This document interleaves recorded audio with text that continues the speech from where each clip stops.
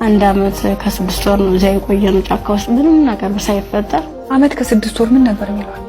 ትጥቅ ነው ልንቀይራችሁ ነው ትታጠቃላችሁ፣ አለበለዚያ ያሰብነው አለ እሱ እንሰራለን አብረን ምን ይሆናል እያሉ። የት ነበርስ የምታድሩት? እዚህ ውጭ ላይ ብዙ ጊዜ ዛፍ ነበር እንዲተከልል ተነመለ ነበር። እዛ በምትሆኑበት ጊዜ በተለይ ለሴቶች አስቸጋሪ ሁኔታ የንጽህና መጠበቂያ ማግኘት ነው። ያንንስ እንዴት ነበር የምታሳልፉት? የምን ንጽህና መጠበቂያ ነው?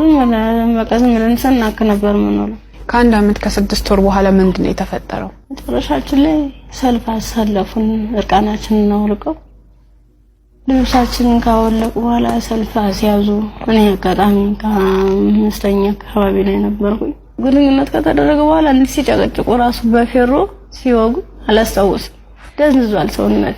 ምን ያህል ሰው እንደተደረገ ምን እንደተደረገ አላውቅም። በስድስተኛ ቀን ስነቃ እንደ መበላ ነው የሚፈሰው። እሷ ደግሞ አንድ አካል ስለጎደላት ምንድነው አማራጭ? የለበስኩትን ልብስ አውልቄ እሷን እግሮቿን አስሬ ነውቅፋ እየወተትኩ ጀመር ጀመሩ። እንዳላዝላት አልችላትም። ከዛ አብረን ነው እኮ የምንሄደው አንቺ ነው እኮ ትችላለሽ ስትለኝ እንዲሁ ነው ሁለት አካለ ስንኩል ማን ይቀበለናል አልኳት።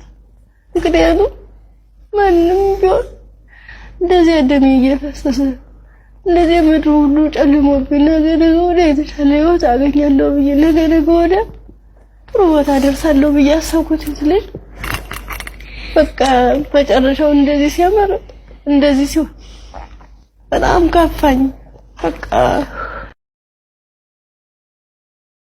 በጣም ልቤ ነው የተሰበረው። ያው ሁሉ ጊዜ ልባችን እንደተሰበረ አዳዲስ ነገር ስናይ ወደ አዲሱ ነገር እየተቀየርን ነው እንጂ እነዚህ ነገሮች የኢትዮጵያ ምድር ላይ በተደጋጋሚ የሚታዩ እኔ እንጃ ደጋግሜ አይቼ በቃ አላስችለኝ ሲል ነው አሁንም ይዤ የመጣሁት ማለት ነው። እንደኔ ልባችሁ ተሰብሯል፣ እንደኔ ያሟቸዋል።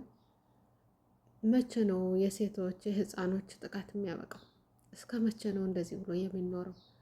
እኔ በጣም ግራ እየገባኝ ነው ያለ። ኢትዮጵያ እስከ መቼ እንደሆነ እንደዚህ የምትቀጥለው አላውቅም። እና በጣም ውስጤ ስለተረበሸ ስሜተኛም ስለሆንኩ ቻልኩት ብዬ ነበር። ከትናንት ጀምሮ እያየሁት ነበረ። ኢቢሲ ላይ አዲስ ምዕራፍ ላይ ነው የተለቀቀው። ታስተውሳላችሁ? የዛሬ ስንት አመት ነው በወለጋ ዩኒቨርሲቲ ላይ ልጆች ዩኒቨርሲቲ ሊማሩ የሄዱ ጠፍተው ታግተው ሄደው ተብሎ ብዙ ጊዜ ድምጽ ስንሆን ነበር፣ ስንጮህ ነበር። ግን መፍትሄ ያልተገኘ እናቶች ወጥተው ሲሉ ነበር። ምን ላይ እንደደረሱ የማናቅ ብዙዎች ነበርንና ከዛ ውስጥ አንዲቱ ናትች እንግዲህ ስታወራ ከመጀመሪያው ቪዲዮ ላይ ስትሰሙት በጣም ከባድ ነው። ያንን ሁላ ጊዜ እንትን ብላ አምተው ግን መጨረሻ ላይ የት ነው የጣሉ እያለሽ አዲስ አበባ ሕክምና አግዘውኛል ብላለሽ። ግን አሁን ላይ የልብ ኬዝ አለባት። እኔ እንጃ ልጇም ጤነኛ አይመስለኝ። ሙሉ ማየት ራሱ እንትን አላልኩም። እንዴት ተብሎ ነው ልጅ እንደሚባል? ለልጅስ ምን አይነት ታሪክ ነው የሚነገረው? ማን ነው አባቴ ቢልስ ምንድን ነው የሚባለው? በጣም ከባድ ነው ለሷ፣ በጣም ከባድ ነው። በጣም እኔ አላቅም ምን ተብሎ እንደሚመለስና አሁን አዲስ ምዕራፍ ላይ ቢቢሲ ላይ ይዘዋት መጥተዋል። ሙሉውን ገብታችሁ ብታዩት ከሆነላችሁ አቅም ካላችሁ ግቡና እዩት ማለት ነው። ግን በጣም ከባድ ነው፣ ማየት አትችሉም። በጣም ከምላችሁ በበላይ በጣም ከባድ ነውና እኔ ራሱ በቃ አልቻልኩም። ልቤ ሁላ ነው የታፈነ ማለት ነውና ሀገራችን ላይ እስከ መቼ ነው እንደዚህ ተብሎ የሚቀጠለው? በቅርብ ጊዜ ያለፉ ብዙ አሉ ህፃኖች፣ ብዙ ልጆች ታፍነው ተደፍረው ሞተዋል። ግን አዳዲስ በየጊዜው አዲስ ነገር ስለሚመጣ እነዛን የተረሱ ይመስላል። አልተረሱም። ለቤተሰቦቻቸው፣ ለጎረቤቶቻቸው፣ ላሳደጓቸው ልጆች እና አባት እናቶች እነዛ ሰዎች አይረሱም። አዲስ ነገር ቢመጣም ምን ቢልም ማለት ነው። እንዲያውም ቁስሉን ይቀሰቅሳል። እና ሰሞኑን ቀነኒ የምትባል አርቲስት ሞታለች። በዛ ሰው ድምጽ መሆን ራሱ የተወ ይመስላችኋል እንጂ ድምጽ ሆኗል። ልቡ ደምቷል፣ ታሟል። ግን ያንን ድምጽ ማን ነው የሚሰማው? ማን ነው ሰምቶ መልስ የሚሰጠን የሚለውን ሲታይ መልስ ለሌለው ነገር ብሎ ብሎ ዝም ብሏል ብዙ። ሱብሃንአላህ የሞተው ሙቷል ላለው ነው ማሰብ ያለባችሁ ይላል። ገዳይም ይሁን ምንም ይሁን ያነ በዳይ የሆነው ሰው ለሱ ይታሰብለታል። ለሞተ ሰው ግን ማንም የሚያስብለት የለም ማለት ነው። አንዳንድ ጊዜ ዝም ብዬ ሳስበው ህግን ማስከበር ያለብን ራሳችን። አንዳንድ ጊዜ በጣም ከባድ ነው እና አጋጣሚ 2012 ላይ ወንድሜ የወለጋ ዩኒቨርሲቲ ተማሪ ነበር። ከዚህ ማን ገንቢ ነው የምትባለው ዩኒቨርሲቲ ላይ እና የመጨረሻ ዓመት ተመራቂ ተማሪ ነበር ማለት ነው። ከዛ መሀል ረብሻ ተነስቶ ወደ የቤታቸው መጥተው ነበር። አዙሮ ደግሞ ኑ ተብለው ተረጋግቷል ተብሎ ተመልሰው ሄደው ነበር። ከዛ መሀል አሁንም እነዚህ ልጆች የታገቱ ሰዓት የዛን ሰዓት ደግሞ በስንት መከራ አላህ ህይወት ትረፍ ብሎት አትሰቃይ ብሎት አላህ እንትን ሲል ከሆቴል ላይ ነበር ዘግተዋቸው የሄዱት ማለት ነውና ከዛ መሀል በዚህ አጋጣሚ መልካም ሰዎች አሉ።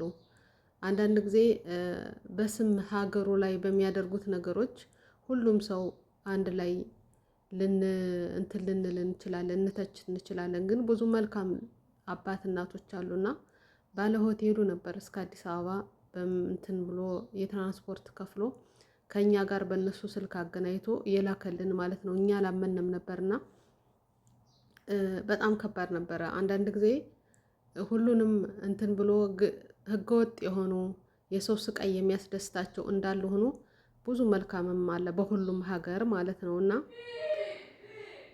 ያን ነገር እንደዛ ብሎ ወንድማችን ከእጃችን መቶ እስኪገባ ድረስ በጣም ከባድ ነበረ ጭንቀቱ። ከዛ መሀል እናታችን ሞታ ገና 40 ቀን እንኳን አልሞላትም የነበር ሀዘን አለ። እንደገና የወንድማችን በዛ ሄዶ ሰው ተማሪው ሁላ ታፍኖ ታግቶ ሲባል ያን ሁላ ጭንቀት አለ። እሱም ከታጋጆቹ አንዱ ነው የነበረ። ግን አጋጣሚ የከተቷቸው ቦታ አላህ ደግሞ ረድቷቸው ነው እንጂ ማለት ነውና ለእነዚህ ልጆች ብዙ ጊዜ ሁል ጊዜ ሲጮህ ነበር። ግን ምንም መፍትሄ የለም። ግማሹ ውሸት ነው ይላል፣ ግማሹ እውነት ነው ይላል። ብቻ የሚያውቁት እውነቱን እናት አባቶች ናቸው። እናት አባቶች እንኳን እየወጥተው አልቅሰው ልጆቻችን የት ደረሱ ብለው ሲጠይቁ ውሸት ነው፣ ገንዘብ ተከፍሏቸው ነው እንደዚህ ያድርጉ ተብለው ነው እየተባሉ ከህመማቸው ከቁስላቸው በበላይ ያን ነገር ነበር የሚስተላለፈውና አሁን ይች ልጅ ከዛ እነዛ ልጆች አንዳቸው ናት ወይ ብዬ እኔ ራሴን ጠየቅኩ። እንደምትለው ዩኒቨርሲቲው ላይ ረብሻ ሲነሳ ከዛ ጫካ ላይ እንደነበሩ ተፈራርቀው ይደፍሯቸዋል። ከዛ በላይ ደግሞ በኬሮ የሚባል ይጨቀጭቋቸው። እኔ ምን አይነት ጭካኔ እንደሆነ ያላቅም። ሰው ነው ወይስ ሸይጧን? እኮ እንደዚህ ብዙም አይጨክንም፣ ከነሱ በልጠዋል ማለት ነው። እና እኔ በጣም ነው ያዘንኩት። ሙሉውን ገብታችሁ ብታዩት እናንተ ምን እንደሚሰማችሁ ነው ያላቅም። እኔ ግን ጨርሶ ማየት ራሱ ከበደኝ የእውነት በጣም። እኔ በቲክቶክ የተቆራረጠው እንጂ ሙሉውን ቴሌቪዥን ላይ ከፍቼ ነበር። አጋጣሚ አዲስ ምዕራፍ እንደዚህ ምናምኖችን የሚረዷቸውን ነገሮች አያለሁ አንዳንድ ጊዜና ማየት አልቻልኩም። ትቼው ነው የወጣሁት። አልቻልኩም። ልቤ ሁላ ነው የታፈነ ማለት ነው። ጭንቅ ነው ያልኩኝ። በቃ ሙሉውን ለማየት በጣም ከባድ ነው እና እኔ በጣም ነው ልቤ የተሰበረው። ፍትህ ነው የምንለው ወይስ ምንድን ነው የሚባለው? አላህ ስብሓን ወተዓላ ለተበዳዮች አላህ ፍትህን ያምጣ።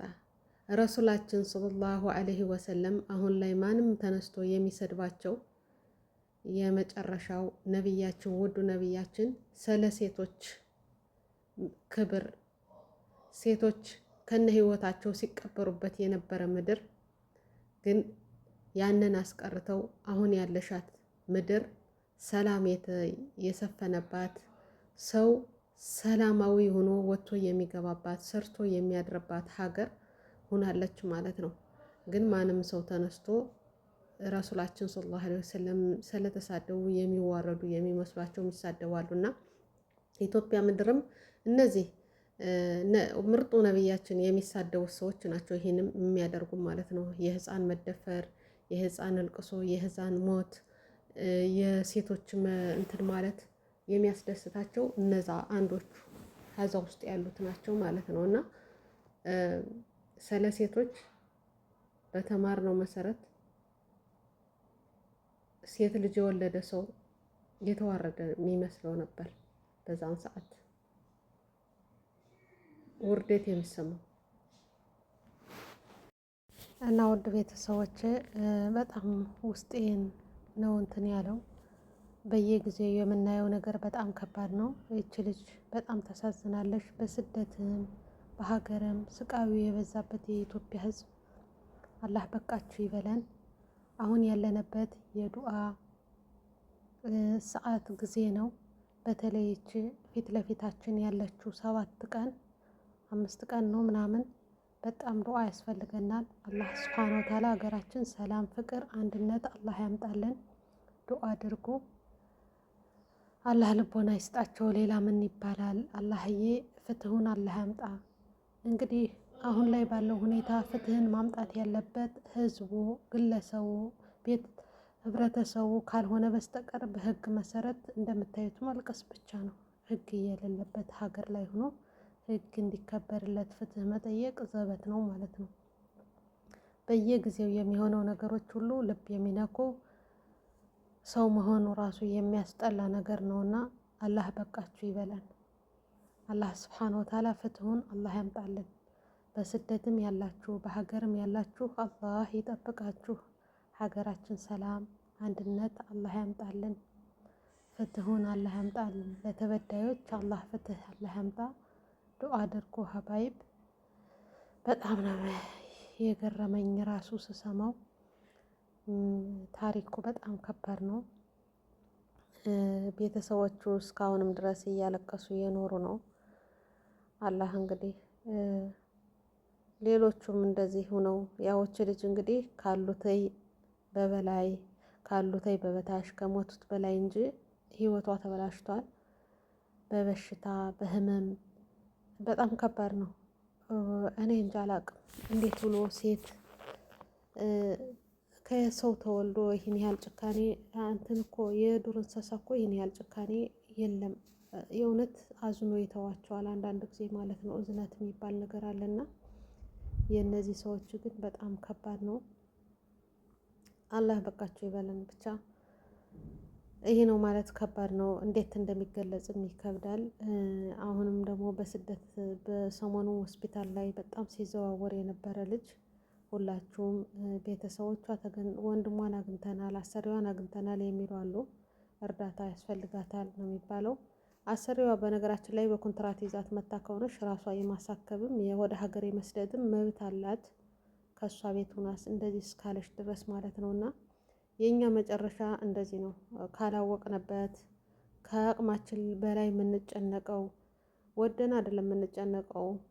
ተው ሲባል የሚተው አይደለም፣ ግን በተቻለ መልኩ ራሳችን እንትን ለማለት መሞከር አለብን ማለት ነው። አንዳንድ ጊዜ እንደዚህ አይነት ጭንቀት ውስጥ ነው ያለሁኝ ብሎ ማማከር ራሱ ትልቅ ነገር ነው። ከዛ ሰው የሆነ ነገር ታገኛላችሁ፣ ትተነፍሳላችሁ። ግን ዝም ማለት ዝምታ በጣም ከባድ ነው። አንዳንድ ጊዜ ዝምታን ሲበዛ ከአቅም በላይ ሲሆን ወደ እንደዚህ አይነት ነገሮች ኬዝ ወደ እብደት ምናምን ይመልሳልና ራሳችሁን ጠብቁ ሀባይብ። ሁሉም ነገር ስንኖር ነው። ከሌለነ ሰራነ ገንዘብ ኖረ አልኖረ ማፊ ፋይዳ። ህይወት ሲኖር ነው። ገንዘብን እንደዚህ ተደርጎ ተጨናንቆ ቢኖር እንኳን ህመም አለ። አላህ በብዙ ነገር ነው የሚፈትነን። ያንን ነገር የነገ የሚለውን አነሰብ ሳይሆን እቅድ አናውጣ ሳይሆን ግን በልክ ማድረግ አለብን።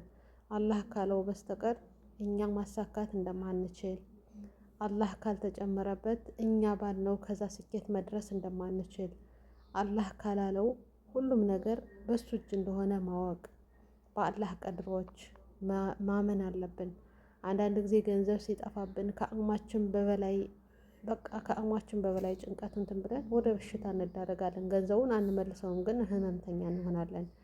የደም ግፊት፣ ልብ ድካም፣ ብዙ ስኳር፣ አሁን ብዙ ስም ያላቸው በሽታዎች መጥተዋል።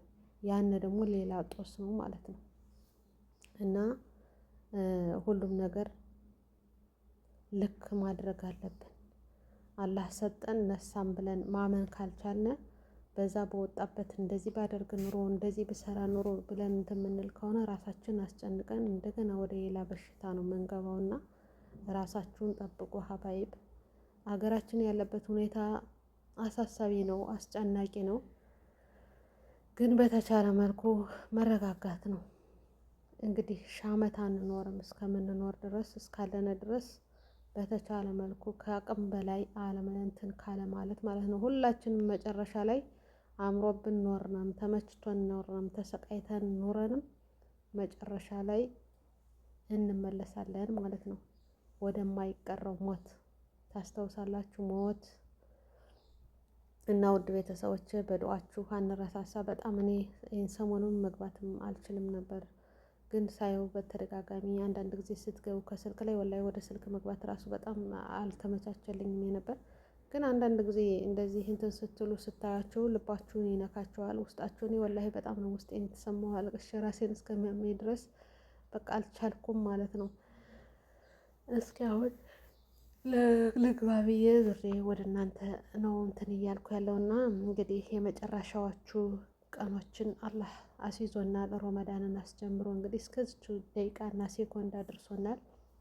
ጾማችን ዱዓችን አላህ ይቀበለን። ዘካተል ፍጥር እንዳትረሱ። ዘካተል ፍጥር እንግዲህ ብዙ ኡስታዞች ያስተላልፋሉ። ኢድ እንደ ነገ ሊሆን እንደ ዛሬ ተወስዶ ለምስኪኖች የሚሰጥ ሀቅ ነው። በልጆቻችሁ በራሳችሁ የሚወጣ በየሀገሩ እንግዲህ ተመን አለው። በተመኑ መሰረት ሳትረሱ ካለፈ በኋላ እንዲያውም እህል ከሚበላው እህል እንጂ ገንዘብ እንደማይወጣ ነው በተደጋጋሚ የሚነገረው። ብር ማለት ነው፣ ጥሬ ብር እናንተ የምትወርሱን አይነት ገዝታችሁ በየሀገሩ ያለው ተመን ዘካችሁ ጾማችሁ እንዳይበላሽ ሁላችሁም በተቻለ መልኩ እንትን በሉ። ዘካተል ማል ደግሞ እንግዲህ ያው የገንዘብ ዘካ ነው። የምስኪኖች ሀቅ ናት። የባለ ሀብቱ የባለ ገንዘቡ አይደለችም። አትሳሱ። አላህ በወጣው ነው ያላህ። እንግዲህ የሰው ዕዳ ደንግጣችሁ ዛሬ ሊጠይቀኝ ነው ነገ ሊጠይቀኝ ነው ብላችሁ ነፍሳችሁ ወጥቶ ተጠንቅቃችሁ ትመልሳላችሁ። የሚመልሰው ሰው በጣም ትፈራላችሁ። ያለ ሀቅ ሲሆን ግን እንደ ተሟላ የምንኖርባት አሁን ዘካተል ማል ሀገራችን ያሉ ሀብታሞች በእውነት በሀቅ አላህ ባዘዘው መልኩ ቢያወጡ ከዛ በበጣገባቸው ያሉ ራበን ባላሉ ነበር። ግን ያለህን ሀቅ ቦታ የሚሰጣት የለውም። ትንሽ እኮ ናት ደግሞ ከብዙ ብር ትንሽ ብር ተቆንጥራ የምትወጣባት። ያንን ግን አንድ የሚያስብ የለምና እህቶች ወንድሞች ለማስታወስ ያህል ነው። ብዙ ኡስታዞች እንትን ይላሉ፣ ግን ያንን ሁላችንም ቦታ ሰጠን አናዳምጠውም። ዘካተል ፊጥር ጾማችሁ እንዳይበላሽ የሚሰጥ የእህል ፍጡር ነው። እንደገና ደግሞ ዘካተል ማል የገንዘባችሁ ባንክ ላይ ያላችሁ ትርፍ ቤት ብቻ ያለውን ነገር በዛ እንትን ተብሎ ይወጣለት አለ። ገብታችሁ አይታችሁ አፍሪካ ቲቪ ላይ በብዙዎች ላይ በአረቦችም ሆነ ስለሚለቀቅ ያንን ለማስታወስ ያህል ነው፣ እንዳትረሱ። ኢንሻአላህ እንግዲህ አላህ ካለው እሁድ ሊሆን ይችላል ኢድ፣ ቅዳሜ ዘካተል ፍጥር መውጣት አለበት ማለት ነው። በየቤቱ ከነዛ ከሚደርሳቸው ባለሀቆቹ መድረስ አለበት። ሁላችሁም እንዳትረሱ። እንደ ልጆቻችሁ ልክ ራሳችሁ ልክ ማውጣት አለባችሁ። ይሄ ያላህ ያስቀመጠብን አደራ አማና ነው። አማናችን ደግሞ ጠብቀን ለሚደርሰው አካል ማድረስ አለብን ማለት ነው። ሀባይብ ሁላችሁንም ስለምትከታተሉ ላይክ ሸር ስለምታደርጉ በጣም ነው የማመሰግነው። ለቤት አዲስ ከሆናችሁ ደግሞ ሰብ ላይክ ሸር እያደረጋችሁ ተቀላቀሉ። ከኢድ በኋላ ኢንሻአላህ አዳዲስ ነገሮችን ይዘን እንመጣለን። ብዙ የረሱላችን ሰለላሁ ዐለይሂ ወሰለም ታሪኮች የህይወት ታሪኮች አሉ። በተቻለ መልኩ ወደ እናንተ ይዘን እንቀርባለን። እናንተ ብቻ ላይክ ሸር እያደረጋችሁ መከታተል ነው ያስፈልገውና የእናንተን ላይክ የእናንተን ማበረታታት እንፈልጋለን። የእናንተም ሰብስክራይብ እያደረጋችሁ አብራችሁ ተቀላቀሉ። አላህ ሱብሓነሁ ወተዓላ ጾማችን አላህ ተቀባይ አላህ ያደርግልን። ሀገራችን ሰላም አላህ ያደርግልን። እናንተም በያላችሁበት ሰላማችሁ ብዝት ይበልላችሁ። አላህ የምንሰራውን ለበረካ አላህ ይበለው። ዘካተል ማል የምናወጣበት የበለጠ የምንሰጥበት ምስኪን የምንላይበት አላህ ያለው በረካ ያለው ገንዘብ አላህ ይወፍቀን። የምንሰራት የምንደክማትን ታውቃላችሁ። አረብ ሀገር ያለ በየስደቱ ሀገር ያለ ምን አይነት የእውነት ሀቅ ሀላል የሆነች ገንዘብ ነው የምንበላና ሀላላችን ደግሞ አላህ ለበረካ ያርግልን። እንግዲህ ዘካተል ማልም ሆነ ዘካተል ፍጡር እንዳትረሱ ለማለት ያን ነው ውዶችዬ። ሁላችሁንም አመሰግናለሁ። ከዚህ በላይ መቆየት አልችልም። አሁን ራሱ እንዴት እንደገባሁ አላወቅኩትም ማለት ነው። ዝም እየቸኩዬ ነው የገባሁትና ሁላችሁም ላይክ ሸር እያደረጋችሁ እንግዲህ ሀሳብ አስተያየታችሁን በኮሜንት ላይ አስቀምጡ። በሀገራችን የምናያቸው የምንሰማቸውን ነገሮች ሁሉ አላህ ያንሳልን። ዱአ አድርጉ፣ ዱአ እናድርግ፣ ዱአ እንደራረግ። አንድነት ያስፈልጋን። በቃን እንበል። እንግዲህ በወንድም ታማች ያለው ነገር ሁሉ አላህ በቃችሁ ይበለን። ወሰላሙ አሌይኩም ወረህመቱላሂ ወበረካቱ። ሁላችሁንም አመሰግናለሁ። ሸር ላይክ ሰብስክራይብ እያደረጋችሁ አብራችሁ ተቀላቀሉ።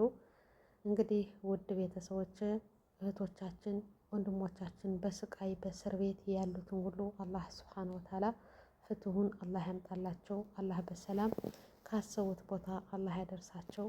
እናንተንም አላህ ይጠብቃችሁ እላለሁ። ወሰላሙ አለይኩም።